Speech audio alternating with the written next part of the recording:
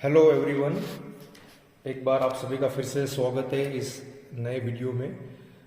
आज हम एक और फिजिक्स प्रैक्टिकल परफॉर्म करेंगे from class 12th। The aim of the experiment that is to draw the characteristics curve of zener diode and to determine its reverse breakdown voltage. तो आज के इस practical में हम जेनर डायोड का current voltage characteristic study करेंगे और उसका ब्रेकडाउन वोल्टेज कैलकुलेट करेंगे बराबर, और उसका हम रिवर्स बायस में उसका करंट और वोल्टेज के बीच का एक ग्राफ प्लॉट करेंगे। तो एक्सपेरिमेंट में जाने से पहले सबसे पहले हमें समझना है कि इस एक्सपेरिमेंट में हमें एपेटस क्या क्या चाहिए और इस एक्सपेरिमेंट के पीछे का जो थ्योरी है वो क्या है। सो एपेटस में सबसे पहले हमें चाहिए जेनर डायोड, फिर एक battery, voltmeter, ammeter, rheostat, resistor, key and connecting wires. लेकिन ये सारी चीजें हमारे पास बिल्कुल रेडी है इस सेटअप के अंदर बराबर। तो हमने ये सेटअप यूज करने वाले जेनर डायोड का आईवी कैरेक्टरिस्टिक्स को स्टडी करने के लिए, और आप लोग भी इसी तरह का कुछ सेटअप यूज करते होंगे। मे बी लुक वाइज ये सेटअप कुछ अलग होगा, कंपनी उसकी अलग होगी, लेकिन ओवरऑल हमें कुछ ऐसा ही करना है। ऐसा रेडी सेटअप हमारे पास होता है और इसको हम यूज करेंगे, और मैं आपको कनेक्शन बताऊंगा कि किस तरह से इसको कनेक्ट किया जाता है। लेकिन उससे पहले जो सबसे इंपॉर्टेंट चीज होती है एक्सपेरिमेंट में, वो है उसका थ्योरी बैकग्राउंड। सो थ्योरी तो आप लोगों ने ऑलरेडी पढ़ा हुआ है टेक्स्ट बुक के अंदर, अपने थ्योरी क्लासेस के अंदर, लेकिन फिर भी मैं आपको थोड़ा बहुत इसके बारे में थोड़ा ब्रीफ करूंगा कि इसके पीछे का थ्योरी क्या है बराबर। और जेनर डायोड और आपका जो नॉर्मल पीएन जंक्शन डायोड होता है उसके बीच में डिफरेंस क्या है बराबर। तो पीएन जंक्शन डायोड के अंदर हम समझते हैं कि जो पीएन जंक्शन डायोड होता है हमारा, ठीक है, वो पीएन जंक्शन डायोड जो होता है वो रिवर्स बायस में ऑपरेट नहीं होता, ठीक है, वो सिर्फ फॉरवर्ड बायस में ऑपरेट होता है, जिसको हम उसकी यूनिडायरेक्शनल प्रॉपर्टी बोलते हैं। तो रिवर्स बायस में वो बहुत ही ज्यादा रेजिस्टेंस ऑफर करता है, तो करंट बहुत ही कम फ्लो होता है, और वो जो करंट फ्लो होता है that is because of the minority charge carrier जो होते हैं आपके पी और एन टाइप में, उनके कारण ये करंट फ्लो होता है बराबर। लेकिन यही पीएन जंक्शन डायोड को रिवर्स बायस में अगर आप बहुत हाई वोल्टेज प्रोवाइड करो, क्योंकि ये रिवर्स बायस में बिल्कुल ऑपरेट नहीं होता, लेकिन आप कंटिन्यूसली अगर उसको रिवर्स बायस के अंदर ही अगर आप इसका वोल्टेज बढ़ाते जाओ, तो रिवर्स बायस में एक मोमेंट ऐसा मिलेगा कि सडनली आपका जंक्शन ब्रेक हो जाएगा बराबर, और आपको रिवर्स बायस में large amount of current flow होता हुआ दिखाई देगा, लार्ज अमाउंट ऑफ करंट मिलेगा in terms of milliampere. और जिस वोल्टेज पे ये रिवर्स बायस के अंदर ये जंक्शन ब्रेक होता है उसको ब्रेकडाउन वोल्टेज बोलते हैं। तो उसको ब्रेकडाउन वोल्टेज बोलते हैं, और ये ब्रेकडाउन वोल्टेज ही हमारे इस एक्सपेरिमेंट का एम है बराबर। ये हमें फाइंड आउट करना है कि ब्रेकडाउन वोल्टेज किस वोल्टेज पे रिवर्स बायस के अंदर आपका जंक्शन ब्रेक होता है और आपका करंट सडनली मिली एम्पियर में फ्लो होना स्टार्ट होता है बराबर।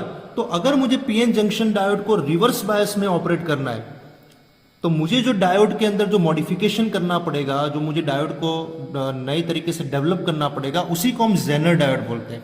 तो अब आते हैं हमारे जेनर डायोड के ऊपर कि जेनर डायोड जो है वो एक पीएन जंक्शन डायोड ही है, जो कि स्पेशली डिजाइन किया जाता है रिवर्स बायस में ऑपरेट करने के लिए बराबर, जिसकी एप्लीकेशंस वगैरह आपने थ्योरी में पढ़ी है।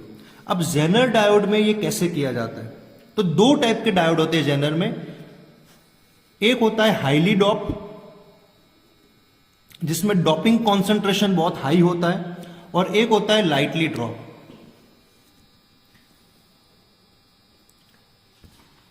तो एक हाई डॉपिंग वाला जेनर डायोड होता है और एक लाइट डॉपिंग वाला जेनर डायोड होता है। मतलब हाई में इंप्यूरिटी कॉन्सेंट्रेशन बहुत ज्यादा होता है, लाइट में इंप्यूरिटी कॉन्सेंट्रेशन कम होता है। दोनों टाइप के डायोड को जेनर डायोड बोलते हैं, और दोनों को हम रिवर्स बायस में ऑपरेट कर सकते हैं। तो हाई डॉपिंग में क्या होता है, जब आप किसी भी पीएन जंक्शन डायोड में अगर हाई डॉपिंग करते हो, अगर उस पीएन जंक्शन डायोड में जो डॉपिंग कॉन्सेंट्रेशन है वो बहुत ही हाई कर लोगे, तो वो जो पीएन जंक्शन डायोड है वो आपका बन जाता है जेनर डायोड, ठीक है। तो जेनर डायोड और कोई नहीं बल्कि वो पीएन जंक्शन डायोड ही है, बट उसमें जो डॉपिंग कॉन्सेंट्रेशन है वो बहुत ही हाई लेवल में है, ठीक है। तो हाई डॉपिंग जब आप करते हो, तो हाई डॉपिंग से क्या होता है, तो आपका जो पीएन जंक्शन डायोड होता है, अगर उसके अंदर कॉन्सेंट्रेशन डॉपेंट का बहुत ही ज्यादा है, तो जो डेप्लेशन रीजन होता है उसका जो विड्थ होगा वो डिक्रीज हो जाएगा। सो डेप्लेशन रीजन का जो विड्थ होता है वो डिक्रीज हो जाता है क्योंकि हमने इंप्योरिटी कॉन्सेंट्रेशन को बढ़ा दिया है। तो जब आप डेप्लेशन रीजन का विड्थ डिक्रीज हो जाएगा बराबर, तो अगर आप बहुत ही स्मॉल रिवर्स बायस वोल्टेज अगर आप प्रोवाइड करते हो, स्मॉल रिवर्स बायस वोल्टेज अगर आप इसको प्रोवाइड करोगे तो ये स्मॉल रिवर्स बायस वोल्टेज जो है वो बहुत ही हाई इलेक्ट्रिक फील्ड डेवलप करेगा बराबर। तो मैं आपको एक एग्जांपल के तौर पे समझाता हूं, इस एग्जांपल पे लेते हैं। फॉर एन एग्जांपल मान लो मैं 2 वोल्ट रिवर्स बायस प्रोवाइड कर रहा हूं और ये जो जंक्शन का जो विड्थ है, ये जो डेप्लेशन रीजन का जो विड्थ है, जो डेप्लेशन रीजन का जो विड्थ है, मैं डेप्लेशन रीजन लिख देता हूं, वो अराउंड में मान लेता हूं, मान लो 200 एंगस्ट्रॉम है, ठीक है। तो डेप्लेशन रीजन का जो विड्थ है वो 200 एंगस्ट्रॉम है और मैं रिवर्स बायस वोल्टेज जो प्रोवाइड कर रहा हूं वो है 2 वोल्ट। तो होगा ये कि जो इलेक्ट्रिक फील्ड होगा वो इलेक्ट्रिक फील्ड कितना बन जाएगा, तो V बाई डी, मतलब कि जो आपने टर्म 1 में भी इक्वेशन पढ़ा हुआ है सेकेंड चैप्टर में, तो 2/200 एंगस्ट्रॉम, तो ये हो जाता है 2/2 × 10⁻⁻8 मीटर। तो ये हो जाएगा 10⁻8 volt per metre. See the value of the electric field. ये इलेक्ट्रिक फील्ड की जो वैल्यू है वो 10⁻8 वोल्ट पर मीटर बन जाती है, क्योंकि विड्थ जो है डेप्लेशन रीजन की बहुत ही छोटी हो चुकी है। क्यों हो चुकी है? क्योंकि आपने इंप्योरिटी कॉन्सेंट्रेशन बहुत ही ज्यादा दिया हुआ है, तो विड्थ कम हो गई। विड्थ कम हो गई तो अगर आप स्मॉल वोल्टेज भी प्रोवाइड करते हो तो स्मॉल वोल्टेज के कारण यहां पे जो इलेक्ट्रिक फील्ड डेवलप होगा बहुत ही ज्यादा डेवलप होगा, और ये इलेक्ट्रिक फील्ड इतना सफिशिएंट होता है कि आपके इलेक्ट्रॉन के जो कोवेलेंट बॉन्ड होते हैं उसको ब्रेक कर पाए। तो इस हाई इलेक्ट्रिक फील्ड के कारण जो कोवेलेंट बॉन्ड होंगे वो ब्रेक हो जाएंगे, और कोवेलेंट बॉन्ड ब्रेक हो गए तो suddenly electron hole pair develop होंगे।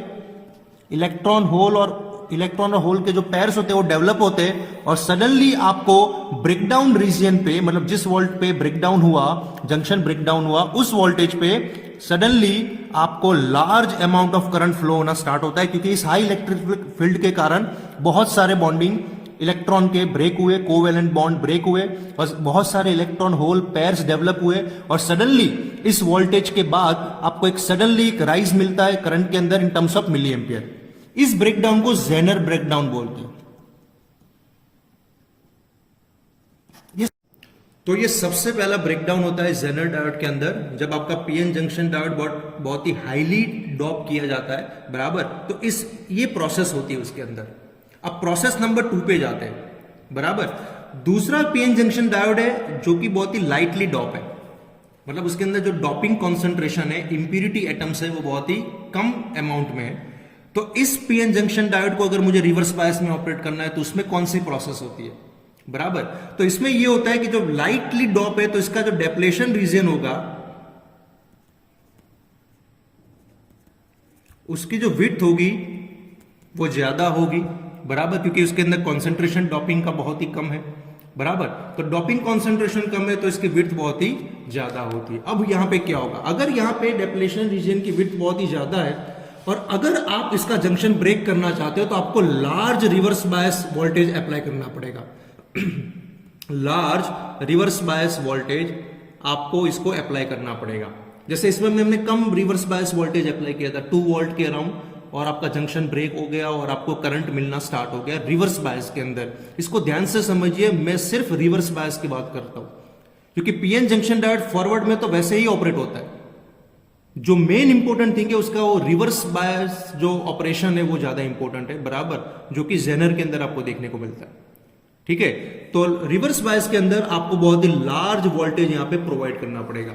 अगर आप यहां पे लार्ज वोल्टेज प्रोवाइड करोगे तो लार्ज वोल्टेज के कारण यहां पे जो इलेक्ट्रिक फील्ड है वो भी बहुत ही लार्ज हो जाएगा। तो लार्ज इलेक्ट्रिक फील्ड के कारण होगा ये कि जो माइनॉरिटी चार्ज कैरियर होते हैं, क्योंकि हमें पता है ना कि रिवर्स बायस के अंदर जो फ्लो होता है वो माइनॉरिटी चार्ज कैरियर फ्लो होते हैं बराबर। तो माइनॉरिटी चार्ज कैरियर जो आपके होंगे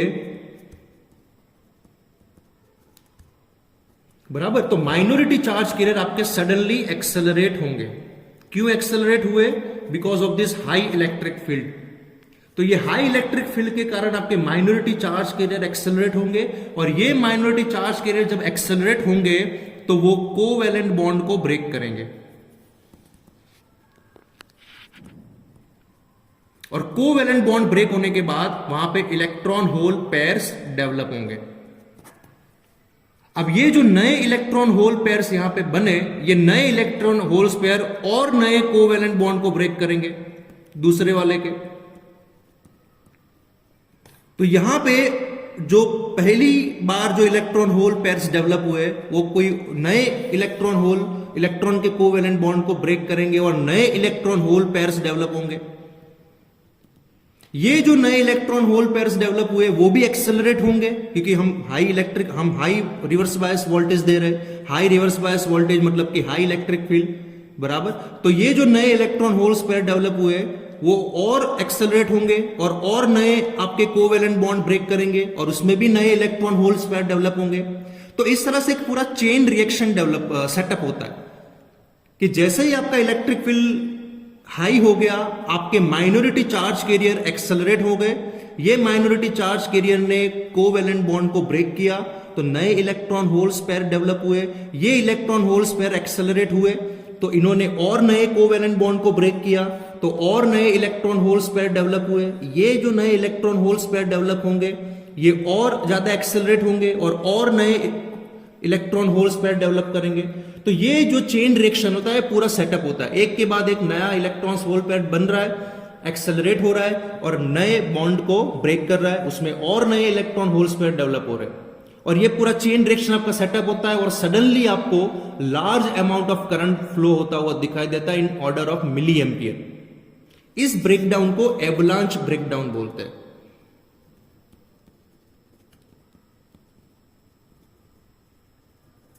इस ब्रेकडाउन को एवलांच ब्रेकडाउन बोलते हैं।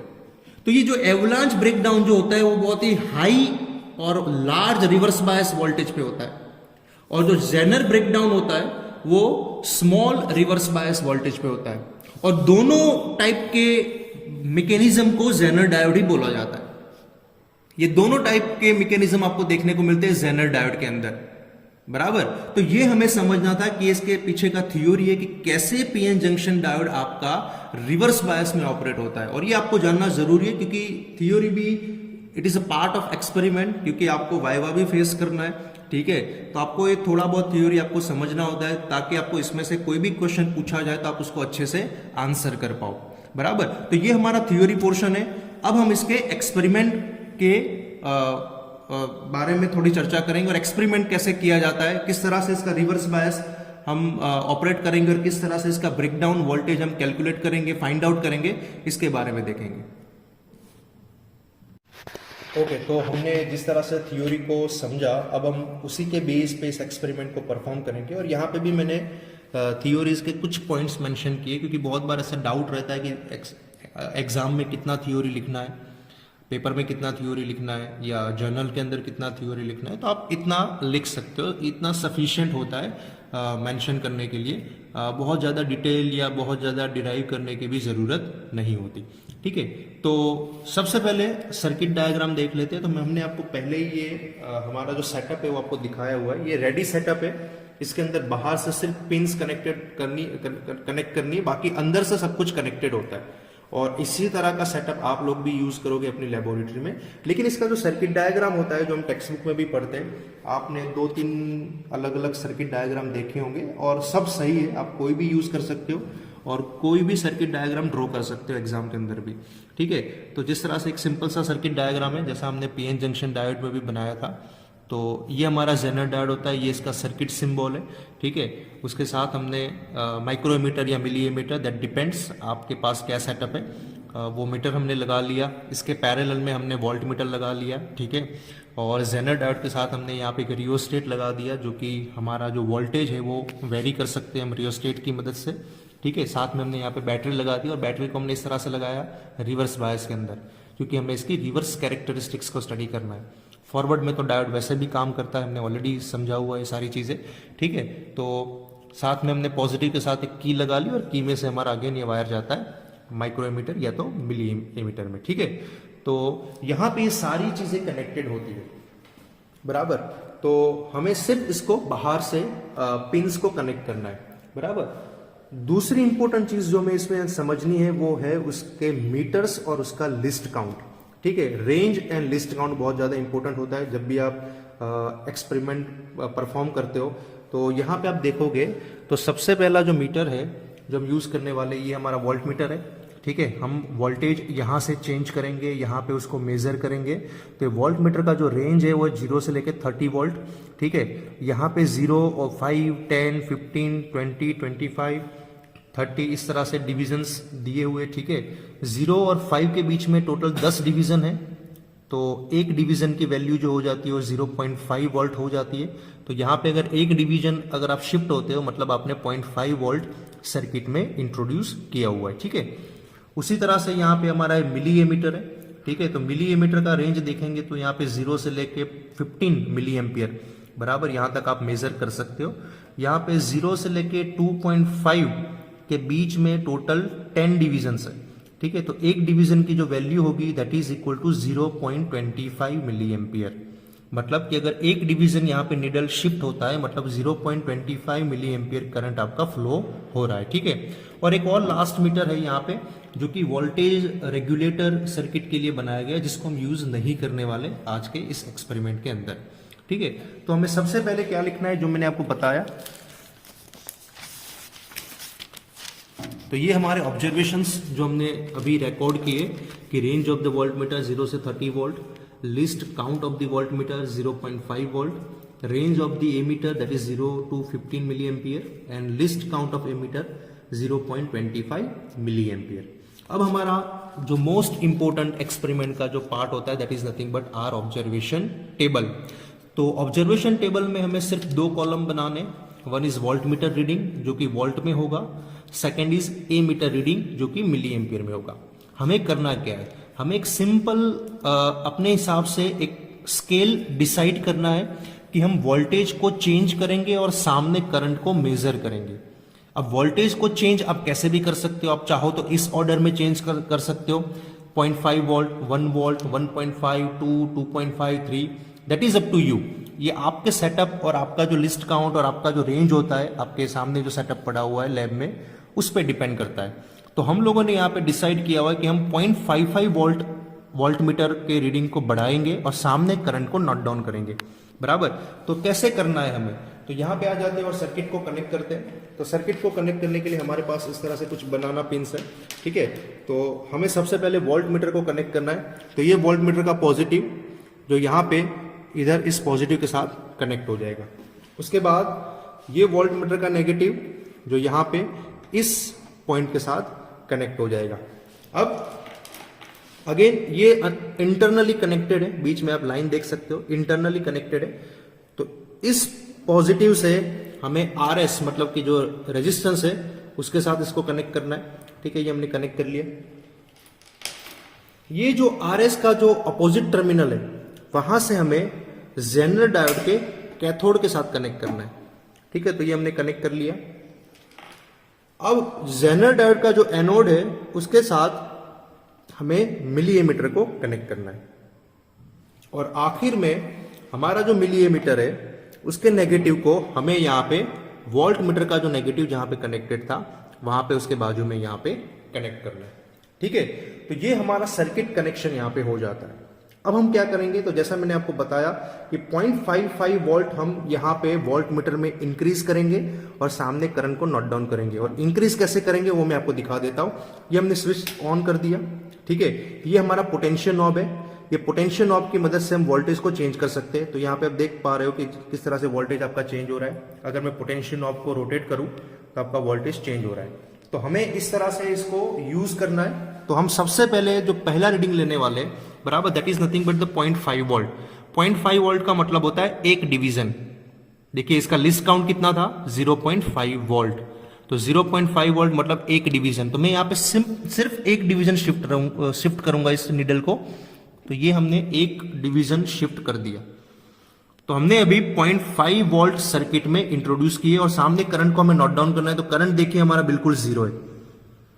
तो हमारा जो पहला रीडिंग मिलता है वो हमें मिल चुका है 0.5 पे 0 मिली एम्पियर करंट फ्लो हो रहा है क्योंकि अभी तक जंक्शन आपका ब्रेक नहीं हुआ। आपने रिवर्स बायस कनेक्शन किया हुआ है और आपका जंक्शन ब्रेक नहीं हुआ, अगर जंक्शन ब्रेक नहीं हुआ तो आपको करंट बिल्कुल जीरो मिलेगा। आपको यह देखना है कि किस वैल्यू पे ये जंक्शन ब्रेक होता है और किस वैल्यू से ये करंट मिलना स्टार्ट होता है। अगेन इसको थोड़ा चेंज करते हैं, एक एक डिवीजन। तो अब मैं 1 वोल्ट शिफ्ट कर रहा हूं, ये 1 वोल्ट हमने इंट्रोड्यूस कर दिया, दूसरे डिवीजन पे ला दिया, अगेन जीरो। अब मैं आपको 0.55 नहीं, लेकिन हम थोड़ा ज्यादा रेंज पे थोड़ा दिखाने की कोशिश करेंगे। अब मैंने कर दिया 2 वोल्ट, देखो 2 वोल्ट पे भी जीरो ही दिखा रहा है, अभी भी जंक्शन ब्रेक नहीं हुआ, बराबर। अब मैं करूंगा 3 वोल्ट, अभी भी जीरो है। 4 वोल्ट, अभी भी 0 एम्पियर मिली एम्पियर दिखा रहा है।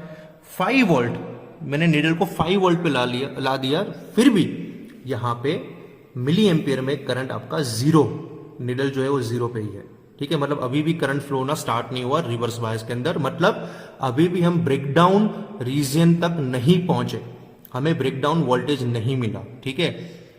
अगेन 6, 7, तो 8 पे भी करंट आपका अभी भी जीरो है। 9, 10, ये 10 तक अभी भी आपका करंट जो है ना वो जीरो दिखा रहा है, ठीक है। Now 11, still it is 0 milliampere. 12, still it is 0 milliampere, मतलब 12 वोल्ट तक हमने यहां पे अप्लाई किया हुआ है रिवर्स बायस में, फिर भी जो करंट है वो 0 मिली एम्पियर दिखा रहा है। तो ये सारे रीडिंग हमें यहाँ पे नोट डाउन करने, इस तरह से आप देख सकते हो कि मैंने यहाँ पे 0.5 का स्केल लिया था, इसलिए मेरे नंबर ऑफ रीडिंग बहुत ही ज्यादा है। आप चाहो तो 1 वोल्ट, 2 वोल्ट, 3 वोल्ट, 4 वोल्ट, इस तरह से भी इस रीडिंग को चेंज कर सकते हो और सामने करंट को नोट डाउन कर सकते हो। ये पूरा आप पे डिपेंड करता है, आपके सेटअप पे डिपेंड करता है, आपके लिस्ट काउंट, आपके range of the voltmeter, ammeter पे डिपेंड करता है, ठीक है। तो यहाँ पे हमने देखिएगा 11 वोल्ट हमने यहाँ पे अप्लाई किया हुआ है, फिर भी करंट हमारा जीरो दिखा रहा था। तो हमें इस तरह से नोट डाउन करते रहना है हर एक वोल्ट को, ठीक है। एंड में ये रीडिंग हमने ऑलरेडी लेके रखे 11.5, 12 पे भी हमें जीरो मिल रहा था, 12.5 पे हमें करंट मिलना स्टार्ट हुआ था। तो आइए देखते हैं कि 12.5 पे हमें कितना करंट मिलता है। तो आप देख पा रहे हो कि यहाँ पे जो निडल है वो बिल्कुल 12 पे, 12 वोल्ट हमारा सर्किट में इंट्रोड्यूस किया हुआ है, करंट आपका बिल्कुल अभी भी जीरो दिखा रहा है, ठीक है। अभी 12.5 करके देखते हैं। देखिए 12.5 पे आपका करंट मिलना स्टार्ट हुआ, इसका मतलब क्या हुआ कि रिवर्स बायस में आपने इतना हाई वोल्टेज प्रोवाइड किया, तो इस हाई वोल्टेज के कारण बहुत ही हाई इलेक्ट्रिक फील्ड डेवलप हुआ और यहाँ पे जंक्शन आपका ब्रेक हो गया और सडनली बहुत सारे इलेक्ट्रॉन होल्स पेयर डेवलप हुए होंगे इस डायोड के अंदर और लार्ज अमाउंट ऑफ इस इलेक्ट्रॉन्स और होल पेयर्स जो आपके बने वो फ्लो होंगे अक्रॉस द जंक्शन और आपको करंट मिलना स्टार्ट होगा in terms of milliampere. और आप यहाँ पे देख पा रहे हो कि करंट मिलना स्टार्ट हो गया। अभी हम इसके 3-4 रीडिंग लेंगे रैंडमली, बराबर इसी ऑर्डर में। हम 0.5 पाई का गैप हम यहाँ पे चेंज कर रहे थे, ठीक है। तो ये 12.5 था, अब ये 13 हो गया, सो करंट अगेन इंक्रीज। देखिए करंट आपका जो नीडल है ना 6 नंबर के डिवीजन पे है, तो 6 मल्टीप्लाई बाय आप लिस्ट काउंट कर सकते हो तो आपको करंट की वैल्यू मिल जाएगी। लिस्ट काउंट इसका 0.25 है, तो ये हो जाएगा 1.5 मिली एम्पियर, ठीक है। उसके बाद 13.5, तो 13.5 पे ये अराउंड हो गया आपका 9 नंबर का डिवीजन है, ठीक है। तो ये 8 नंबर के डिवीजन पे, सॉरी, तो 8 नंबर के डिवीजन पे हो जाएगा, तो ये अराउंड हो जाएगा 2.25 मिली एम्पियर, ठीक है। ये 9 नंबर का डिवीजन है, तो आप देख सकते हो यहाँ पे डिवीजन नंबर को मल्टीप्लाई करके, बराबर। और ऐसे ही आपको इसको नोट डाउन करते रहना है। तो एक एक डिवीजन हम इसको शिफ्ट करेंगे और आप देख पा रहे हो this is 11th number division, 2.5 से एक डिवीजन ज्यादा है यहाँ पे, तो 11 मल्टीप्लाई बाय 0.25 मिली एम्पियर, ठीक है। तो ऐसा करते करते आप यहाँ पे up to 15, that is up to you, आप कितने नंबर ऑफ रीडिंग लेना चाहते हो। जैसे हमने यहाँ पे 15 तक रीडिंग लिया हुआ है, ठीक है। तो 15 पे हमें एक और बार फिर से रीडिंग मिल गया, ठीक है। तो यहाँ पे सारे रीडिंग को इस तरह से हमें रिकॉर्ड करना है,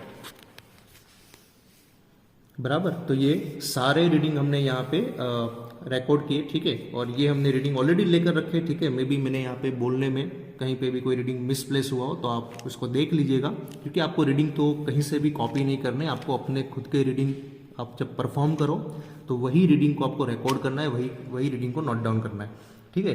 तो ये हमने 15 तक रीडिंग लिया, टोटल 30 रीडिंग लिए थे, और हमने यहाँ पे जंक्शन हमारा ब्रेक हुआ और हमें यहाँ पे कुछ और एक्स्ट्रा रीडिंग भी हमने लिए ताकि हम इसका ग्राफ स्मूथ बना पाए।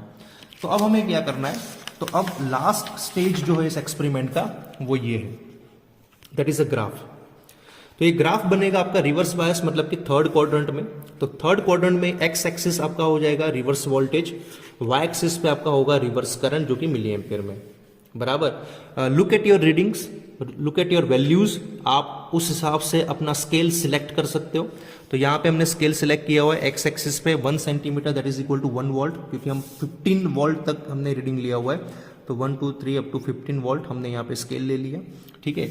और वाई एक्सिस में हमारा 1 centimetre is equal to 0.25 milliampere है, क्योंकि हमारा जो मिली एमीटर है उसका भी लिस्ट काउंट 0.25 मिली एम्पियर है। तो हमने उसी हिसाब से स्केल लिया हुआ है 0.25, 0.50, 0.75, 1, और ये हमारा मैक्सिमम करंट जो हमारा जा रहा है इस ऑब्जर्वेशन टेबल के अंदर कितना जा रहा है 4.25। तो हम आराम से इसको प्लॉट कर सकते हैं, 4.25 आ रहा है हमारे स्केल के अंदर ही।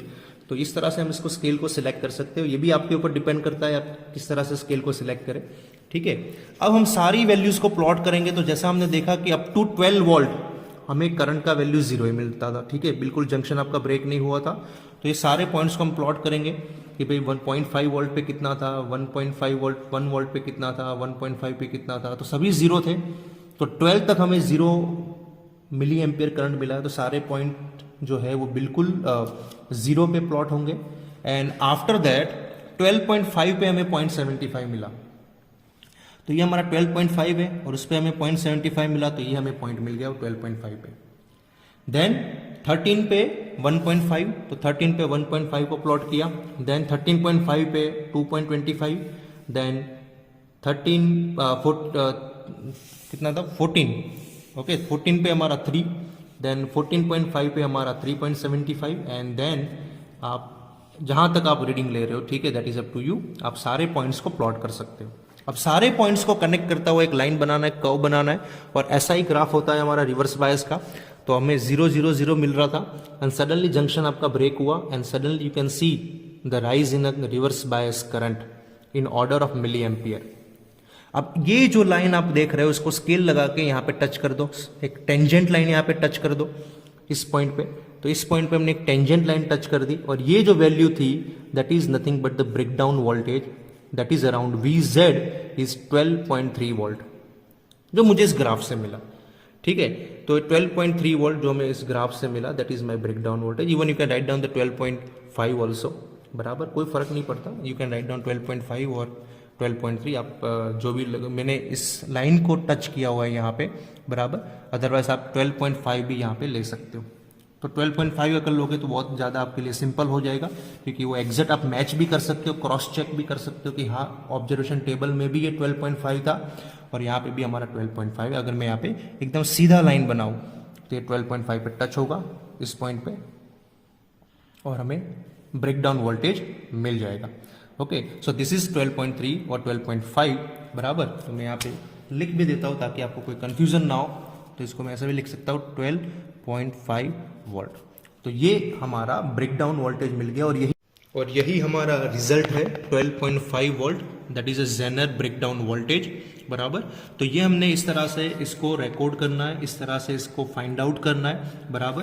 तो इस रिजल्ट को भी आप इस तरह से एंड में लिख सकते हैं कि the reverse breakdown voltage of a given Zener diode that is equal to 12.3 volt और 12.5, बराबर। क्योंकि 12.5 पे भी आपको ऑब्जर्वेशन टेबल में भी आप क्रॉस चेक कर सकते हो कि किस वैल्यू पे आपका जंक्शन ब्रेक हुआ, ठीक है।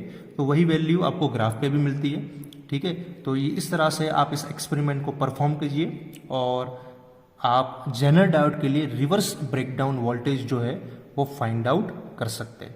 Thank you.